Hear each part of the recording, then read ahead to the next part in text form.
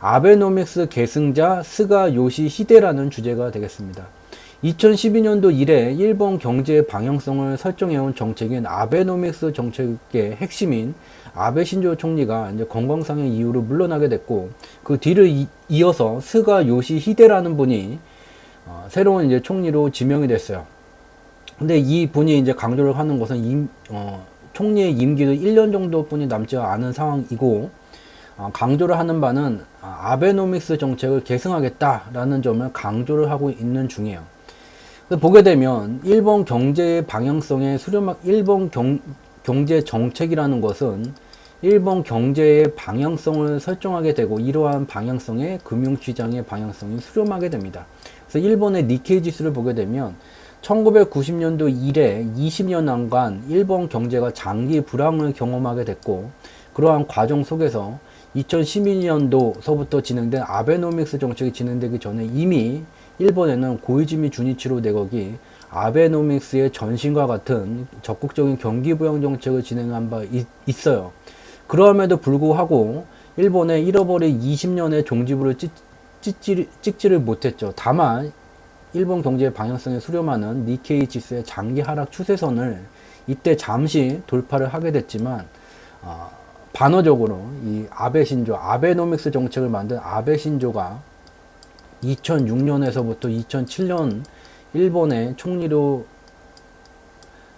역임하는 기간에 정책적 실패를 통해서 고이즈미 주니치로 내각이 만든 이와 같은 잃어버린 20년의 종지부를 찍는 행위를 성과를 지워버리는 그런 과오를 범하기도 했습니다. 그렇지만 아베 신조는 다시 이제 2012년도서부터 일본 총리를 역임하게 됐고, 2006년에서 2007년에 자기가 진행했었던 정책과 180도 다른 적극적 경기부양 정책을 진행해 왔고, 현재 이와 같이 일본 니케이 지수의 장기 20년간의 하락 추세선을 돌파를 했어요. 근데 우리가 주목해야 될 것은 이 녹색선이죠. 경제지표 스토리텔링의 시각적 방향성 분석 도구인 녹색의 비행기 궤도는 밑에서부터 태동기, 성장기, 성숙기, 쇠퇴기로 구성이 되게 돼요. 어떠한 기업의 주가가 되었던, 어떠한 경제지표의 지표값이 되었던, 태동기를 넘어서게 되면 상승의 생애가 만들어지게 되고, 쇠퇴기에 이르게 되면 상승의 생애가 종결되고 새로운 생애를 만들기 위해서 출발했었던 태동기로 귀향하게 됩니다. 여기 태동기를 넘어서야지 새로운 상승의 생애가 만들어지게 되는데, 아베노믹스 정책이 만든 니케이 지수의 방향성은 아직 상승의 생애가 만들어지지 않았고, 다시 표현을 달리 좀 더 상세히 말하게 된다면, 아베노믹스 정책이 일본 경제의 단상을 나타나게 되는 주요한 경제지표 실적의 변화를 만들기는 했지만 유의미한 성과를 아직 만들어내지 못한 반쪽짜리 정책이었다는 것을 직접 눈으로 확인해 볼 수가 있어요. 이러한 흐름이 진행되는 과정 속에서 아베노믹스 정책을 좀 살펴보기 위해서는 그 전신이었던 고이즈미 주니치로 내각 때의 그 정책 흐름을 또 살펴볼 필요가 있죠. 여기에 이제 빨간 선으로 나타낸 게 일본 엔화의 증감 속도예요. 증감 속도를 나타내게 됐고, 파란 선은 일본의 기준금리예요. 2012년도에 아베노믹스 정책이 추구하는 바는 기준금리를 충분히 낮추고 엔화 유동성을 적극적으로 공급함으로써 일본의 경기를 부양하는 것이었고, 이미 아베노믹스 정책이 출발하기 이전에 2000년에서 2005년 말까지 고이즈미 내각이 동일한 적극적인 경기 부양 정책을 진행해 왔어요.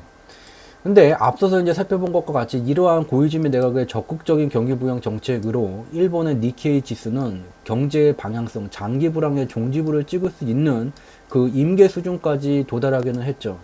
근데 2006년에 아베 신조 내각이 출범하게 돼요.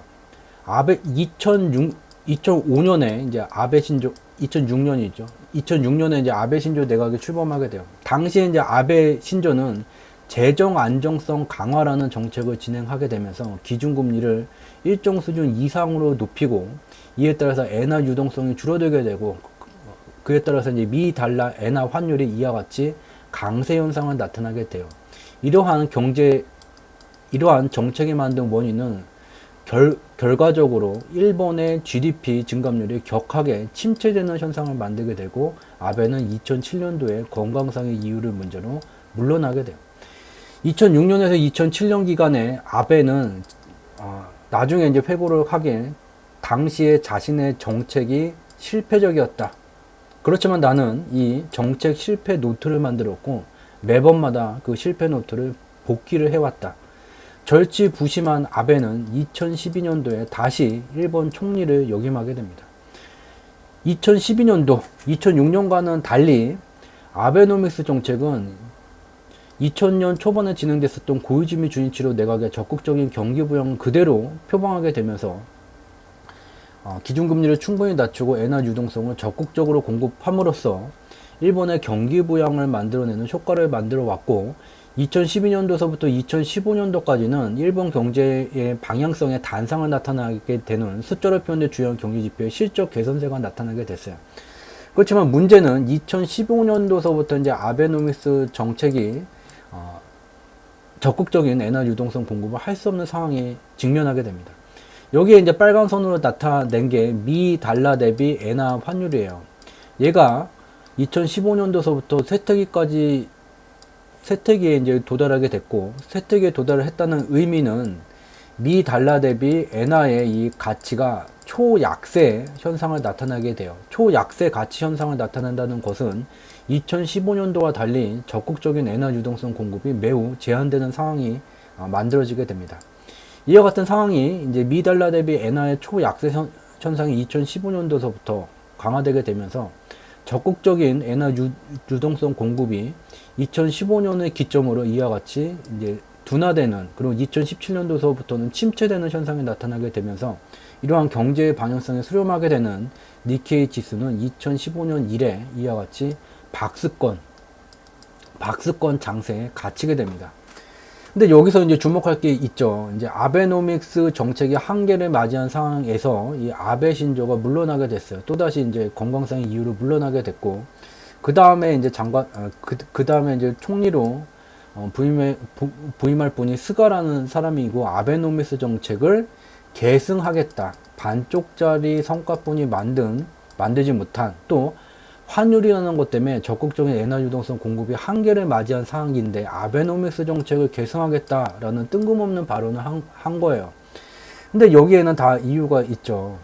2020년 3월 23일 세계경제표준 미국의 중앙은행인 미 연방준비제도 이사회는 코로나19로 실물경제가 멈춰서는 현상이 발생되게 됐고, 이에 따라서 실물경제의 돈이 회전하지 못하게 되는 현상이 발생이 됐다.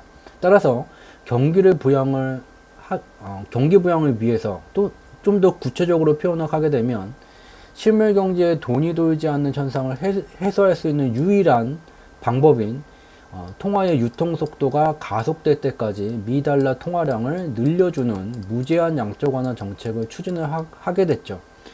그 뒤에 주목해야 될 것이 이 파란 선의 변화예요.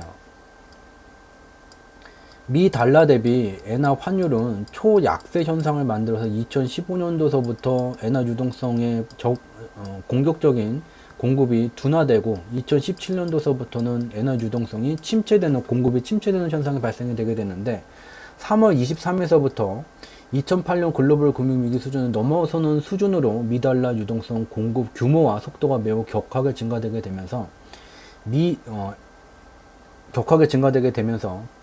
그간에 이제 미 달러 대비 엔화 환율의 초약세 가치 현상이 완화되고 있는 중이에요. 그에 따라서 이와 같이 엔화 유동성이 다시 격하게 증가될 수 있는 버퍼 여분이 생기게 돼요.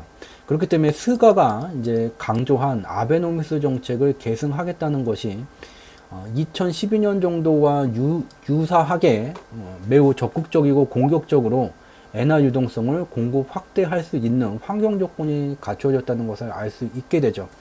그래서 이제 스가 총리가 말한 것처럼 아베노믹스 2단계로 가게 될 경우에는 니케이 지수도 경제 방향성을 수렴하게 되면서 그동안에 이제 박스권을 넘어서 상승의 생애를 드디어 만들게 되면서 1990년 이래 장기간의 일본 경기 침체 불황의 종지부를 드디어 찍게 되는 굉장히 역사적인 순간을 맞이할 수 있게 되죠. 그렇지만 이제 스가 총리가 또 마음을 먹기에 따라서 재정 안정성, 정부의 부채가 너무 많고 너무 유동성이 과도한 것 같다는 이제 주관적인 판단으로 재정 안정성을 강화하게 될 경우에는 2006년도에 아베가 적은 실패 노트와 같은 정책 실패를 적을 수 있겠죠. 현재 가장 큰 문제점은 부채가 증가되는 것이 문제가 아니라 실물 경제에 돈이 돌지 않는 현상, 통화 유통 속도가 통화의 유동성 공급 규모가 늘어났음에도 불구하고 통화 유통 속도가 빨라지지 않는 게 가장 큰 문제예요. 근데 이제 통화 유통 속도를 가속시킬 수 있는 유일한 방법은 가속될 때까지 통화 공급 확대를 하는 방법이 유일합니다. 이와 같은 일본 경제와 일본 금융시장은 전환점을 맞이하고 있고, 스가가 아베노믹스 정책을 개선한다는 것은 근거가 있는 그러한 주장이 되게 된다. 그렇지만 스가라는 분도 사람이기 때문에 초기에 이제 정권을 물려받을 때는 이전의 정권을 표방한다고 말은 하게 되지만 좀 지켜봐야지 될 것 같다라는 이야기를 전하면서 오늘 준비한 1부 내용은 여기서 마치도록 하겠습니다. 새로 참여해주신 분들은 공개방송에서 공유를 하는 내용이 처음 접하시는 경우에 좀 낯설 수가 있어요. 그래서 좀 더 포괄적이고 기본적인 개념을 좀 잡아가시는 게 필요해요. 그래서 여기 녹색 검색 창에다가 저희 경제지표 스토리텔링 검색어를 적게 되시면 여기에 연관 검색어에 이제 주상지라는 이 낯선 단어가 나오게 돼요. 그래서 얘를 클릭하게 되면 여기 세 번째 거를 이제 클릭하시게 되면 주상지, 주가를 상승시키는 경제지표 카페로 연결이 되게 돼요. 물론 이제 저희 유튜브 채널에도 업로드는 되어져 있어요. 근데 유튜브에서 찾으려면 화면을 밑으로 내리면서 찾아야지 되기 때문에 번거로워요. 여기다가 좀 찾기 쉽게 갖다 놨어요.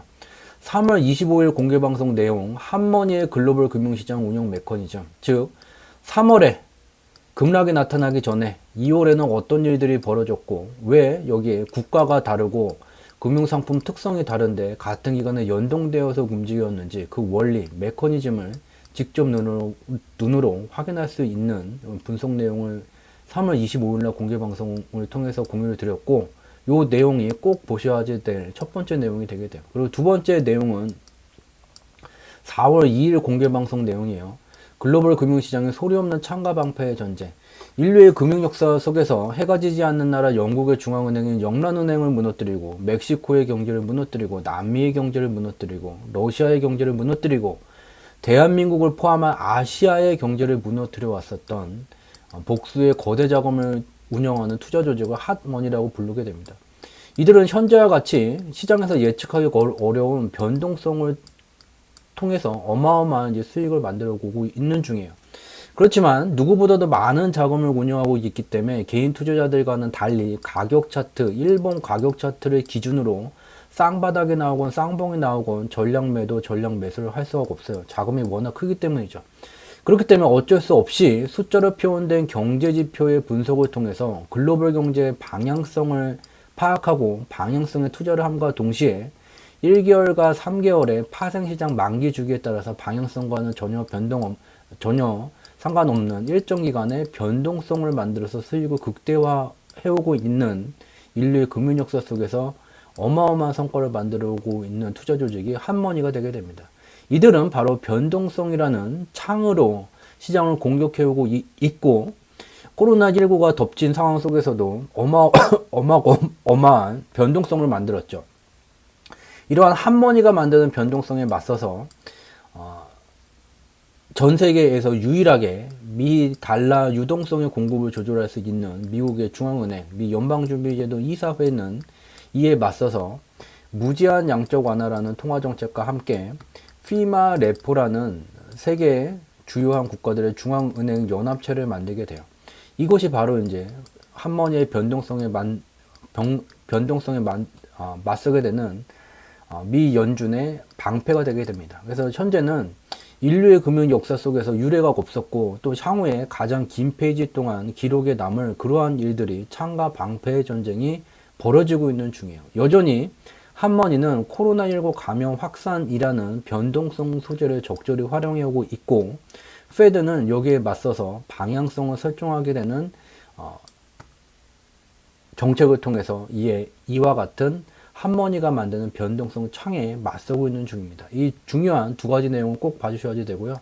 여기에 추가로 이제 유튜브 채널에 업로드 되어 있는 공개 방송 자료 중에 사계절이라는 단어가 들어가 있거나 봄, 여름, 가을, 겨울이 들어가 있는 그 공개 방송 내용도 함께 좀 살펴보셔야 돼요. 요 세 가지가 새로 참여해 주신 분들이 꼭 봐주셔야 되는 삼총사가 되게 돼요. 사계절은 글로벌 경제와 금융시장은 숫자로 표현된 경제지표로 분석을 하게 되면 명확히 구분이 되는 봄, 여름, 가을, 겨울의 장세가 있습니다.